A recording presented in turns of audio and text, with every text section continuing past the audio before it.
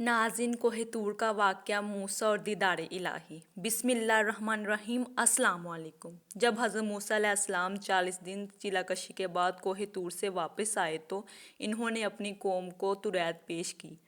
बनी इसराइल ने इस किताब अल्लाह को मानने से इनकार कर दिया और एक अजीब शर्त लगाई कि हम इस वक्त तक ईमान नहीं लाएंगे इस किताब पर जब तक अल्लाह ताला को अपनी आंखों से ना देख लें।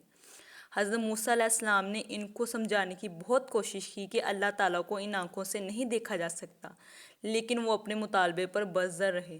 आखिर अल्लाह ताला ने हज़रत मूसा अलैहिस्सलाम से फरमाया कि बनी इसराइल में से 70 आदमियों को कोह तूर पर ले आओ। अल्लाह ताला के इस हुक्म से 70 आदमियों का इंतखाब किया गया। जब हज़रत मूसा अलैहिस्सलाम बनी इसराइल के 70 आदमियों को लेकर कोह तूर पहुँचे तो जहाँ अल्लाह ताला ने इन्हें अपनी तजल्ली इस तरह दिखाई कि अचानक धुएं का पहाड़ उठा, शदीद करक हुई, पहाड़ लर्ज़ उठा। बनी इसराइल इस तजल्ली की ताब ना ला सके और सब के सब फ़ौरन मर गए। अब हज़रत मूसा अलैहिस्सलाम भी परेशान हुए, अल्लाह ताला से इन्हें ज़िंदा करने की दरख्वास्त की। अल्लाह ताला ने हज़रत मूसा अलैहिस्सलाम की दुआ को कबूल फरमाते हुए इनको दोबारा ज़िंदगी बख्श दी गई ताकि वो शुक्र अदा करें, लेकिन अफसोस इन्होंने कभी एहसानमंदी और शुक्रगुजारी का सबूत ना दिया।